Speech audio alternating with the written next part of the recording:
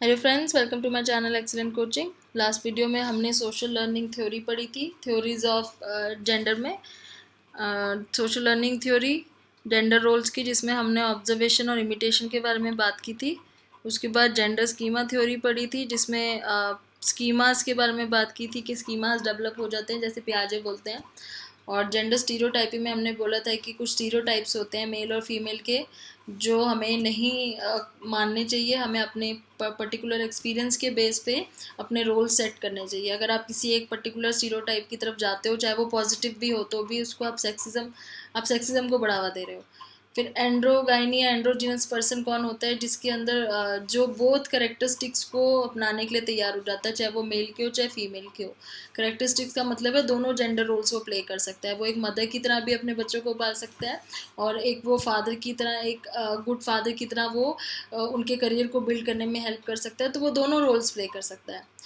तो psychological side of human sexuality and gender में हमने पढ़ा था कि कॉग्निटिव डिफरेंसेस होते हैं, जो जैसे कुछ लिसनिंग स्किल्स हो गए या मैथमेटिकल स्किल्स हो गए, उसमें फ़र्क नज़र आते हैं, जो कि हो सकता है साइकोलॉजिकली हो या हमारे सोशल एनवायरनमेंट की वजह से हो।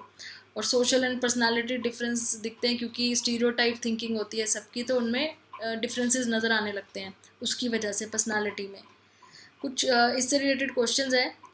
पहला क्वेश्चन ये कह रहा है कि studies have shown that dash are more concerned about appropriate gender behaviour in their children, particularly their dash children. तो कौन ज़्यादा कंसर्न्ड होते हैं अपने बच्चों के जेंडर बिहेवियर को लेके, कि वो अपने जेंडर की तरह ही बिहेव करे और दूसरे जेंडर की तरह ना बिहेव करे। तो इस केस में, जैसे कि हमने ऊपर पढ़ा था, कि जो फादर्स होते हैं ना, वो बहुत कंसर्न होते हैं कि जब उनका मेल चिल्ड्रन है, मेल है बच्चा, जो बॉय है, वो जो है अपने पर्टिकुलर मेल की तरह ही बिहेव करे, ना कि फीमेल की तरह बिहेव करे। तो फादर जो होते हैं वो अपने मेल चिल्ड्रन के लिए बहुत कंसर्न्ड होते हैं। उसके बाद आता है Alex sees his father hammering some nails into a loose board on their house. Alex takes his toy hammer and pretends to hammer in some imaginary nail. Of which theory gender development would this be a good example? अभी कह रहे हैं कि Alex ने अपने father को देखा कि वो कहीं पे कील ठोक रहे थे हथौड़ा लेके। अब उसने भी क्या किया कि जो टॉय वाला हैमर है उसको उठा के ऐसे एक्टिंग करा कि मैं भी कील ठोक रहा हूँ। तो वो कौन सी थ्योरी यूज़ कर रहा है यहाँ पे? तो जिसमें हमने पढ़ा था कि देख के सीखते हैं, तो ये सोशल लर्निंग थ्योरी का यूज़ कर रहा है। फिर है कि in an older movie a mail character is suddenly left with a small baby for whom he must now care. Desperate for help, he calls his fiancée, thinking that she will know what to do because she is a woman. Women are natural mothers. ये बिल्कुल वैसा ही इन्होंने question दिया जैसा हमने example पढ़ा था, कि कोई आप मूवी देख रहे हो जिसमें कोई मेल करेक्टर है, हीरो है, उसके पास सडनली एक बेबी आ जाता है जिसका उसको ध्यान रखना पड़ता है। अब वो, क्योंकि उसको लगता है कि वो तो एक मेल है, तो वो बेबी का ध्यान नहीं रख पाएगा, तो वो अपनी फियांसे को कॉल करता है। वो सोचता है कि वो उसका ध्यान ज़्यादा अच्छे से रख लेगी क्योंकि वो फीमेल है। तो ये किस तरह की थिंकिंग है? इसका मतलब वो स्टीरियोटाइप सोच रहा है। वही सोच रहा है कि भाई मैं मेल हूँ तो मैं नहीं ध्यान रख पाऊँगा, मेरी फियांसे फीमेल है तो वो ध्यान देगी। तो ये पॉजिटिव सोच रहा है, लेकिन फिर भी स्टीरियोटाइप सोच रहा है। तो पॉजिटिव है अगर, तो इसको बोलेंगे बेनोवेलेंट सेक्सिज्म। फिर आता है कि Susanna is a mother of her 2 children, but she also has a career as a professor at university. She is nurturant and sensitive to her children's need and able to express her emotions outwardly. Independent, assertive, and thinks problem thoroughly, calmly, logically. Susanna is a good example of. तो Susanna है, जो उनके 2 छोटे बच्चे हैं, वो उनका बहुत अच्छे से ध्यान रख लेती है, वो प्रोफेसर भी है यूनिवर्सिटी में। सुजैना एज अ गर्ल नर्चरेंट भी है, सेंसिटिव भी है, बट एज अ एक बॉय की तरह वो बहुत आउटवर्डली भी है, इंडिपेंडेंट है, बिल्कुल असर्टिव है। तो ये किस तरह की पर्सनालिटी का एग्जाम्पल? ये है एंड्रोजिनस पर्सनालिटी, जो दोनों ही मेल और फीमेल कैरेक्टरिस्टिक्स को बहुत ईजिली शो कर पाते हैं, या दोनों ही रोल बहुत ईजिली निभा लेते हैं। तो एंड्रोजिनस पर्सन। फिर research has shown that men tend to talk to each other about. तो रिसर्च ने क्या दिखाया है कि जो मेन होते हैं वो ज़्यादातर आपस में किस बारे में बात करते हैं? तो हमने पढ़ा था। तो ये तीनों चीज़ें तो फीमेल होती हैं जो बात करती है, जैसे प्राइवेट लाइफ के बारे में, फीलिंग्स के बारे में, रिलेशनशिप के बारे में। ये फीमेल इस तरह की बात करती है, लेकिन मेल होते हैं ज़्यादातर करंट इवेंट्स के बारे में बात करते हैं। तो ये हमने लास्ट टाइम जो कवर किया था उससे रिलेटेड था। आज हम ह्यूमन सेक्सुअल बिहेवियर के ऊपर फोकस करेंगे। यहाँ पे ह्यूमन सेक्सुअल बिहेवियर में दो गायनोकोलॉजिस्ट थे, डॉक्टर विलियम मास्टर और एक साइकोलॉजिस्ट हैं डॉक्टर वर्जीनिया जॉनसन। तो इन दोनों ने क्या किया था, एक बहुत ही कंट्रोवर्शियल स्टडी करी थी। कंट्रोवर्शियल क्यों? क्योंकि इनकी स्टडी किस पे थी? इनकी स्टडी थी ह्यूमन सेक्सुअल रिस्पॉन्स के ऊपर। ह्यूमन सेक्सुअल रिस्पॉन्स मतलब जब ह्यूमंस अपनी सेक्सुअल एक्टिविटी में इन्वॉल्व होते हैं तो वो किस तरह से उनकी रिस्पॉन्सेज नज़र आते हैं ब्रेन में या उनके जेस्चर्स में, किस तरह के रिस्पॉन्सेज दिखते हैं। तो ये क्योंकि एक हमारी जैसी सोसाइटी में या कहीं और भी, और ये जिस टाइम की ये बात कर रहे हैं 1957, उस टाइम पे तो ये इससे रिलेटेड बात करना भी बहुत ज़्यादा फॉरबिडन था, या फिर एक तरीके से फ्रीली बात नहीं की जाती थी। तो इसलिए इनकी स्टडी बहुत ही कंट्रोवर्शियल थी। इन्होंने क्या स्टडी किया था, इन्होंने 700 इनका सैम्पल साइज था और 700 पीपल लिए थे, मेल और फीमेल वॉल्टियर्स, जो खुद से वॉल्टियर करेंगे इसकी स्टडी में पार्टिसिपेट करने के लिए, और उनके फिज़िकल रिस्पॉन्सेस को रिकॉर्ड किया था ड्यूरिंग सेक्सुअल एक्टिविटी। तो वो किस तरीके से उनके फिज़िकल रिस्पॉन्सेस होते हैं उसको इन्होंने रिकॉर्ड करने के लिए ये स्टडी करी थी। तो सेक्सुअल रिस्पॉन्सेज में क्या था कि they identified 4 stages of sexual response cycle. इसमें उन्होंने 4 स्टेजेस आइडेंटिफाई की थी कि जब ह्यूमंस एक सेक्सुअल एक्टिविटी में इन्वॉल्व होते हैं तो 4 स्टेजेस होती हैं उसकी, और they are both similar in men and women. दोनों को सिमिलर बताया है, मेल फीमेल में दोनों में ही सिमिलर बताया है। पहली क्या चीज़ है? Excitement. The first phase is the beginning of sexual arousal. पहली स्टेज होती है जब एक्साइटमेंट होती है, सेक्सुअल अराउजल होता है, और can last anywhere from 1 minute to several hours. ठीक है, इसमें क्या रिस्पॉन्सेज होते हैं, रिकॉर्ड क्या हुए थे उनकी स्टडी में कि पल्स रेट इंक्रीज हो जाता है, और ब्लड प्रेशर राइज हो जाता है, ब्रीदिंग फास्ट हो जाती है, स्किन में शो अ रोजी फ्लश, स्किन थोड़ी सी पिंकिश हो जाती है क्योंकि ब्लड फ्लो फास्ट होता है उसकी वजह से, स्पेशली चेस्ट और ब्रेस्ट एरियाज में। इन women clitoris swell and lips of vagina open up and inside the vagina moistures in the preparation of intercourse. तो जो वुमेन के जो सेक्सुअल वो है फिजिकल ऑर्गन्स हैं वो जो है वहाँ पे भी इस तरह से चेंजेस नज़र आते हैं। फिर मेन में क्या होता है कि penis become erect and testes pull up, the skin of the scrotum tightens, nipples with harden and become and more erect in both sexes. तो ये सारे जो थे रिस्पॉन्सेज वो फर्स्ट स्टेज में नज़र आए थे, एक्साइटमेंट स्टेज में। फिर उसके बाद सेकेंड स्टेज थी plateau stage. In the second stage of sexual response the physical changes that began in the first phase are continued. तो जो पहले स्टेज में जो फिजिकल चेंजेस हमने पढ़े वो सेकेंड स्टेज में कंटिन्यू कर रहे हैं।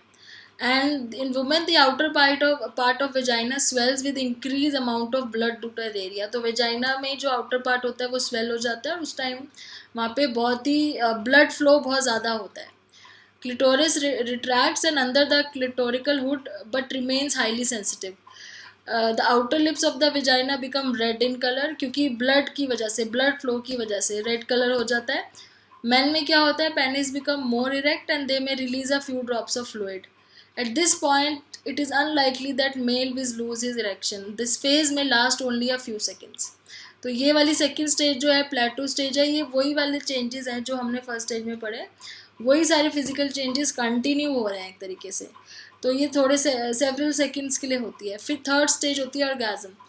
The third stage phase is the shortest of the 3 stages. ये सबसे शॉर्टेस्ट टाइम के लिए होती है ये वाली stage, and it involves a series of rhythmic muscular contraction। तो इसमें rhythmic muscular contraction होती है। In women this involves the muscle of the vaginal walls and that can happen multiple times, lasting slightly longer than orgasm experience of the male। तो women में बोल रहे हैं कि जो muscular contraction होती है वो कहाँ होती है, vaginal walls में होती है।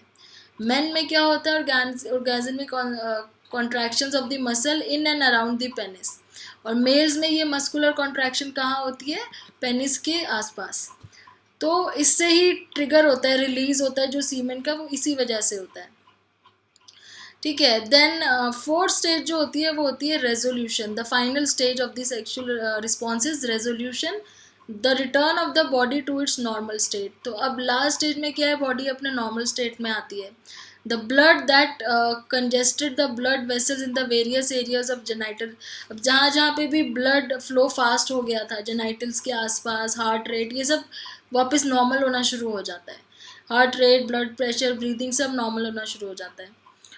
वुमेन में क्या होता है, क्लिटोरिस रिट्रैक्ट कर जाता है, वेजाइनल लिप्स का कलर नॉर्मल हो जाता है, और मेन में इरेक्शन लूज हो जाती है, टेस्टिस डिसेंड हो जाता है।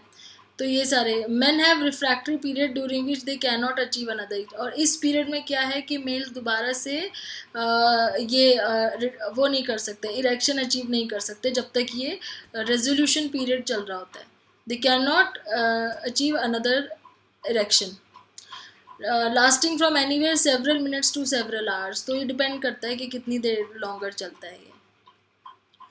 तो ये जो स्टडी हुई थी इसलिए इसमें जो है इन्होंने जो दो डॉक्टर्स की बात हमने की थी यहाँ पे doctor William masters and doctor Virginia Johnson ने ये स्टडी की थी, ये पूरा सेक्सुअल रिस्पॉन्स को नोट डाउन करने के लिए।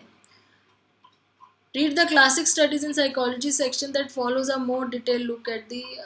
तो ये स्टडी का यहाँ पे इन्होंने ग्राफ बनाया हुआ है, हम देखते हैं शायद हमें थोड़ा बहुत इसमें समझ में आए। जैसे यहाँ पे इन्होंने ये इन्होंने एक्चुअली वही 4 स्टेजेस का ग्राफ में प्लॉट करके बताया हुआ है कि कैसे धीरे धीरे एक्साइटमेंट, फिर प्लेटो स्टेज मतलब वही चीज़ नॉर्मली कंटिन्यू कर रही है, फिर ऑर्गेज़म में हाई हो गया, फिर ये रेजोल्यूशन मतलब लास्ट स्टेज है। तो क्लासिक स्टडी में यहाँ पे बोल रहे हैं कि वही वाली स्टडी है जिसको इन्होंने बहुत ज़्यादा डिटेल में समझाया हुआ है। ये doctor William master and Virginia Johnson है।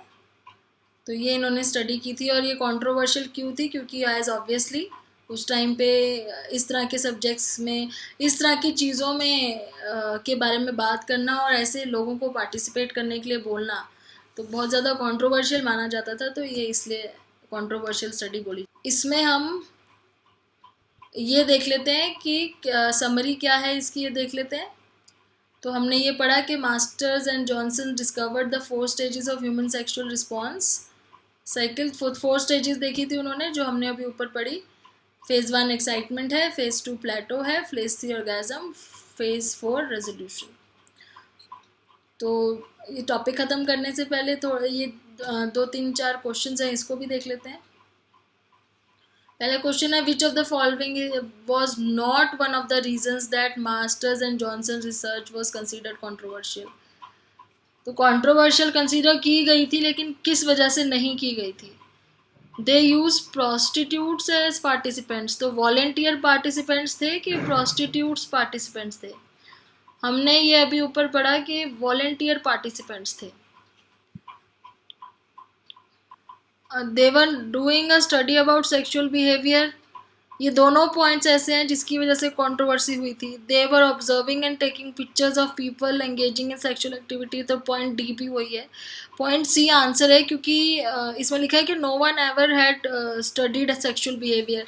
तो ये इस वजह से नहीं हुई थी कंट्रोवर्सी कि किसी ने पहले कभी किया नहीं है ऐसा रिसर्च। ये रीज़न नहीं था कंट्रोवर्सी का। कंट्रोवर्सी का रीज़न ये था कि जो उन्होंने टॉपिक लिया है वो लोगों को ठीक नहीं लग रहा था। In which of the phases of sexual response does the genital area undergo a series of muscular contraction? तो इसमें से कौन सी स्टेज है जिसमें मस्कुलर कॉन्ट्रैक्शन होती है, series of muscular contraction, orgasm. C. Which of the phase of the sexual response is typically the shortest. तो shortest कौन सी है, वो भी ऑर्गेज़म ही है, C. In which phase does the refractive period occur for men. Refractory period कौन से स्टेज में होता है मेल्स के लिए। तो रेजोल्यूशन स्टेज है रिफ्रैक्टरी पीरियड, लास्ट फेज। यहाँ पे ये अब मेरी वीडियो ख़त्म होती है। मैं नेक्स्ट वीडियो में स्टार्ट करूँगी different types of sexual behaviour. Thanks for watching.